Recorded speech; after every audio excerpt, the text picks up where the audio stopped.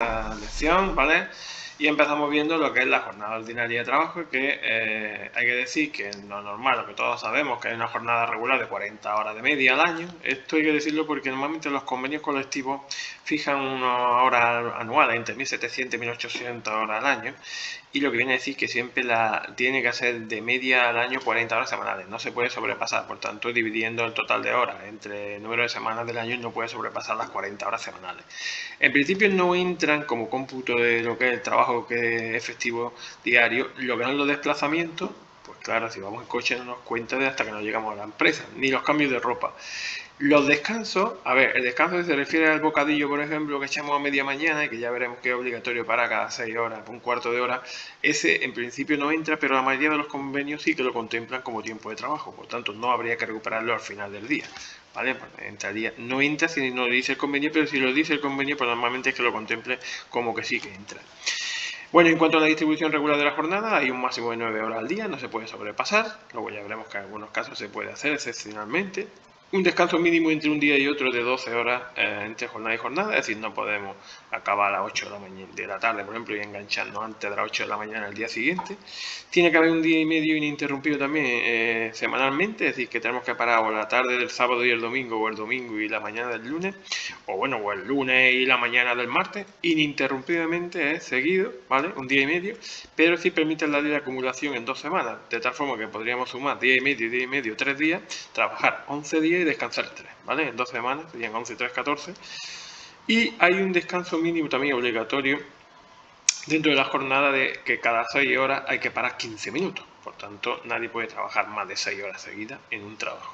Tiene obligatoriamente que parar 15 horas. Además de que es una barbaridad, pues evidentemente los cuerpos no rinden. Incluso todos tenemos que parar. Debería de pararse cada 2 horas, porque vamos, los cuerpos y las mentes, pues cada 2 horas baja mucho el rendimiento. Pero bueno, aquí está estipulado que son cada 6 horas un mínimo de 15 minutos, ¿vale? Y los menores de 18 años, diríamos que como sabéis que se puede trabajar con menos de 18 años, las personas entre 16 y 18, los chicos pueden trabajar con la autorización paterna o si están emancipados, acordaros que emancipados es que están independientes ya de sus padres, hasta la mayoría de edad, pues tienen un tope diario de 8 horas, es decir, en vez de 9 sería de 8 y tienen un descanso semanal de 2 días mínimo en vez de un día y medio y el descanso diario dentro de la jornada en vez de un cuarto de hora es de 30 minutos cada 4 horas y media. Por tanto, son unas pequeñas características para favorecer a los menores de edad, ¿vale? Luego, si os fijáis aquí también se habla de la posibilidad de distribuir regularmente la jornada de un 10% de las horas anuales. ¿Qué significa esto? Pues esto es muy fácil. Cogemos el salario, la jornada anual, que son 1.800 horas al año, vamos a suponer un ejemplo de un convenio que tenga esta hora, se le hace un 10%, que sabéis que quitando un cero serían 180 horas. Estas 180 horas podría utilizarla una empresa para, diríamos, en determinadas épocas del año donde tenga más carga de trabajo, pues trabajar más de 40 horas a la semana, por ejemplo 50 horas a la semana, pero a condición de que en otra época del año, en otro mes distinto, que haya menos carga de trabajo, pues se reduzca a 30 horas. De tal forma que si os fijáis, 50 y 30 son 80 y la media es 40, que es lo que dice la ley. Esto se puede hacer, se le permitió con la reforma laboral de 2012 a las empresas, es como acumular unas bolsas de horas para que esas empresas no tuvieran que contratar a trabajadores distintos, sino a los mismos empleados de la misma empresa podían ofrecerles pues trabajar, diríamos, en determinada época, pues como un porcentaje más, a cambio de luego compensárselo con otro mes distinto donde trabajaran menos. Pero ojo, esto no afecta al sueldo, ¿eh? Es decir, el mes que cobra, que imaginaros que en Navidad nos ponen 4 semanas a trabajar 50 horas al mes y luego nos los compensan en febrero y trabajamos 30 horas a la semana, perdón, que se me ha ido, a la semana, pues cobraríamos lo mismo, ¿eh? Entonces, lo único que es que, bueno, son horas que se compensan, no se pagan como horas extras ni nada de eso, ¿vale? Sino que un mes podemos estar trabajando las semanas, 4 semanas, por ejemplo, a 50 horas, tened en cuenta que 4 semanas a 50 horas, como el aumento que se produce es de 40 a 50, serían 10 horas semanales, por 4 semanas sería 40, por tanto estarían dentro de las 180, que es el 10% que permite la ley. Así como se hace el ajuste para saber si puede hacerse, diríamos, ese cálculo del 10%. De modo que, repetimos, empresas pueden hacer un 10% del total de las horas anuales, distribuirlo en determinadas épocas del año para luego compensarlo con otras épocas del año u otros meses del año donde haya menos carga de trabajo, pero que la media de uno y otro siempre tiene que tiene que dar 40 horas a la semana, ¿vale? Y luego hay otra novedad también que se registra ya desde 2019, es obligatorio registrar, diríamos, para controlar a los trabajadores, que se registre la hora de entrada y salida, ¿vale? Tanto por medio de papel o electrónico, aunque no estén en el centro, para controlar la asistencia y saber que están trabajando, ¿vale? Bueno, vamos a pasar a lo que es la jornada y el horario, que nos afecta también a trabajo a turno y a trabajo nocturno. Bueno, la jornada es lo que se pacta en convenio, que es lo que hemos dicho antes, la jornada semanal, la jornada anual, en cuanto a horas y demás, pero el horario es lo que acordamos nosotros con nuestra empresa, es, digamos, la concreción de las horas en las que estamos en la empresa, sea de mañana, de tarde, de noche, lo que sea.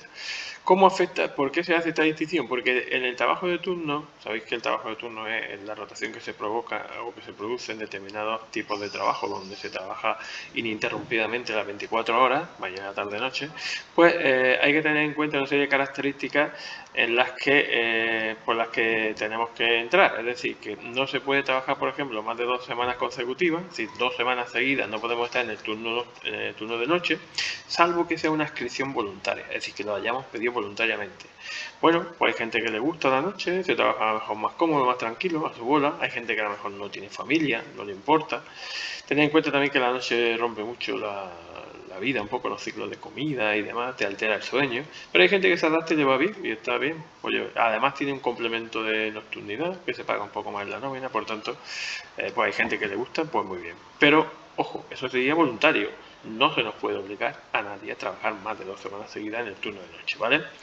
Y otra de las características del trabajo al turno es que los que estudiáis, tengáis estudios oficiales, tenéis preferencia en la elección de turno, es decir, que si estáis matriculados en un centro oficial, ojo, en un centro oficial, no en una academia privada, aprendiendo inglés, pues sí que podríais tener y tenéis preferencia para elegir el turno de la mañana, de tarde, de la noche, en caso de discrepancia con vuestros compañeros. Pero siempre digo lo mismo, primero buena fe, primero entendimiento, primero arreglo con los compañeros. No vayamos a llegar exigiendo que nos ganamos muchos enemigos, porque seguramente habrá gente más antigua que nosotros y quieran ser ellos los que elijan el turno, pero a unas malas, si son ellos los que se ponen chulitos o farrucos, pues nada, decirle, oye, mira, a unas malas el que tiene preferencia soy yo, que estoy matriculado en un instituto o en una escuela oficial de idiomas. Pero siempre ya os digo, primero es mejor por la buena y no exigirlo, pero que a unas malas sepáis que tenéis preferencia los que estáis matriculados en centros oficiales, ¿vale? Y luego otra característica es que hay un descanso mínimo entre jornadas que se reduce a 7 horas. Acordaros que dijimos en la anterior diapositiva que el mínimo era 12 horas entre jornada y jornada, y ahora pues se reduce a 7 en caso de turno, son por necesidades de los turnos, no por otra cosa. Luego se compensará con descanso, ¿vale? Y el trabajo nocturno, que es lo que hemos dicho antes, es el que se realiza entre las 10 de la noche y las 6 de la mañana. Se considera trabajador nocturno todo aquel que tenga 3 horas dentro de esta franja, es decir, si alguien trabaja por ejemplo, de 5 de la tarde a 1 de la mañana, pues tendría 3 horas, si os fijáis, las 3 últimas horas serían de 10 a 11, de 11 a 12 y de 12 a 1, pues ya se consideraría trabajador nocturno a efectos de la ley, ¿vale? Este trabajo no pueden realizarlo los menores de 18 años ni las embarazadas por cuestiones lógicas, porque la ley las protege, y además hay que tener en cuenta de que no se realizan horas extras, salvo determinadas excepciones.